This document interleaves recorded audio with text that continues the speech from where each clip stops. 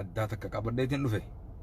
Akkuma beeytanitti haajichi guddaan manguddichi abbaan keenya guddaan hayyichi naannawa Arsii lixatti dhalatee addaabbaa ganda gartee Laajjoo birbirsaa irraa kan ta'e jechuudha.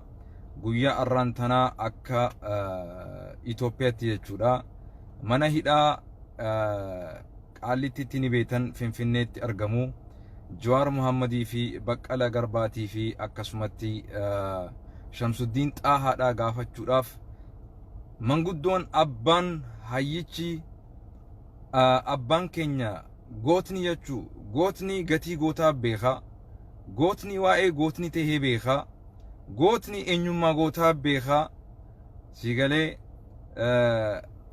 achirraa magaalaa addaabbaa ganda Laajjoo birbirsaa irraa ka'ee Finfinnee Qaallittii namni umriin isaa waggaa 137 Allahu akbar Allahu akbar Allahu akbar alhamdulillah ما شاء الله اللهم بارك له وزد له يا ربي أمري فيا أمري إيمانا أمري صدى ربي كبد أمري إيمانا قوتمتي يا ربي أمري أكسي النوفاي أمري أكسي برخانو قريف أباخينيا حاجي عبد الرحمن جانين حاجي عبد الرحمن فتنا مكاني ثانية جورا دلتا نانوا غرتي Arsii lixaa addaabbaa ganda Laajjoo birbirsaa irraayi.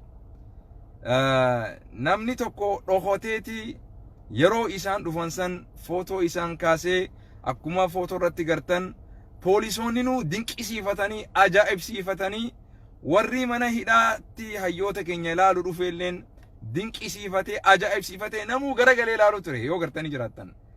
Namaatu harkaan isaan qabee isaan bokoraa qabanii san qabatanii mana hidhaadha kan jechuu.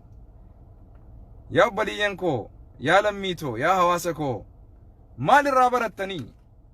Ergaa akkam qaba onni kun? Hiikkaa guddaadha qaba. Siidaa onnee teenya keessaa bahuu hin dandeenye manguddichi jaarsi guddaan abbaan keenya Haaji Abdurrahman Fatanaadha.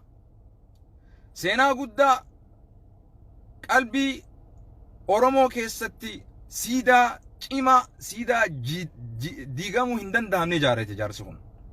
Kuni ergaa guddaadha daawwattoota keenya. Liman ya'tabir nama waa hubatuuf nama waa xiinxaluuf kuni ergaa guddaa. Dhugaan afaan qaban funyaaniin dubbattii jaan obboleessoo. Kaleessa hedduudha warri hayyoota keenya kan mana hidhaa jiru. Gaafa isaan nagee qaban gaafa isaan shuumama rabbiin addunyumarratti ofii isaati isaan shuume gaafa qabaachaa turan namoonni isaan jala fiigaa ture namoonni waan biraa dhisi bishaan isaan qalaasetti dhugan gartee irraa dhuguu barbaadaa ture namoota hedduutu maqaa isaanii barbaada kabajaa isaanii barbaada footoo isaanii hojii ka'uudhaaf nama hedduutu dhama'aa ture kaleessa harka isaaniitirraa nyaatanii arra isaan gubbaa ta'anii nyaachaa jiran duba. Arra hidhamuu isaaniitiif nyaachaa jiran duba. Yaa obboleessoo. Rabbi malee ilmi namaa ni jijjiirama. Haqiiqa wallah. Rabbi malee ilmi namaa ni jijjiirama yaa obboleessoo. Mootummaan kunillee numa jijjiirama obboleessoo. Obboleessoo jarri keenya hayyoonni keenya hidharraa bahuuf ta'an duba. Wallahi bi'idhnillahi tabaaraka wa ta'ala. Rabbi mana hidhaa isaan naqe sun arraan tana fira keenyaa fi alagaa fi diinallee adda baafannee jirra duba. Dhageessa. Diinaa fi firallee adda baafannee jirra. Rakkoon firaa fi diina adda sii baafti. Kasi gammadu fi kasi gammadu adda sii baasti. Kasi jaalatu fi kasi jibbu adda sii baasti rakkoon. Ummata keenya, jaallawwan keenya, hayyoonni keenya rahmata rabbiitiin mana irraa bahuuf ta'an duba. Laakiin ati immoo kakaleessa harka isaanirraa nyaachaa turte. Kakaleessa isaanumaa waliin beekamtii harkatuudhaaf footoo waliin ka'aa turte duba. Arraan tana jaallawwan kee gaafa rakkoo keessatti lakkistee itti gammadaa jirtu. Maqaa isaaniitiin kaleessa barcuma kan fudhatte dhiiga qarreetii fi lafee qarreetii fi qeerroo teenyaan wareegama isaaniitiin barcumarra kan ol baate arraan tana. Yaa obboleessoo dhugaan si nyaachaa jirti, dhugaan si daawwachaa jirti. Kanaafuu manguddichi seenaa guddaa dalagan. Qabsoo guddaadha kun. Seenaa guddaadha kun. Wallaahi hedduu raajii natti ta'e. Qabsoo guddaa, seenaa guddaa, ergaa guddaa. Warroottan Finfinnee keessa jirtan isin guyyaa tokko dheexanii osoo hin laalle, guyyaa tokko bishaan qabattanii osoo ittiin dheene hayyoota keenya. Alhamdulillah, maashaallah, warri kaleessa dheexan, warri dhayqaa turtan rabbi isin irraa jaalatu. Warri moolakkii mootummaan nu jeesa, mootummaan nu hidha. Obboleessoo, Oromoodhaaf yoo ajjeefamte sitti xiqqaataan sin jeeboo? Ati Oromoodhaaf ajjeefamuun sitti xiqqaataan sin jeebar. Oromoodhaaf fannifamuun sitti xiqqaataan sin jee. Oromoodhaaf. Maaliif? Oromoon dhugaarratti qabsaawaa jira. Oromoon qabeenya isarratti qabsaawaa jira. Oromoon mirga uumama rabbi isaaf kenneef qabsaawaa jira. Oromoon qabeenya namaa saamuuf qabsaawaa jiru. Aangoo barbaada qabsaawaa jiru Oromoon. Oromoon mirga dhaloota rabbi isaaf kenne. Mirga dhaloota rabbi isaaf kenne. Kan rabbi qofti irraa fudhachuu danda'u. Kan namni isarratti balleessaa jiru. Mirga isaa dhiibaa jiru. Ani of tahee haa jiraadhu. Ani ardii fi dachii samiin irratti gartee rabbiin na uume tanarratti. Abbaan dachiitis rabbi qofa. Abbaan samii tanarraa bishaan gabbusee dachiin ani irra jiraachaa jiru magarsaa jirus rabbi qofa. Rabbi qofa mirga kiyyanarraa fudhachuu danda'a.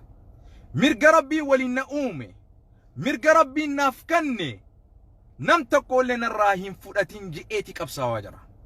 Dubartiin teenya jireenya dadhabdee qabsaawaa jirti.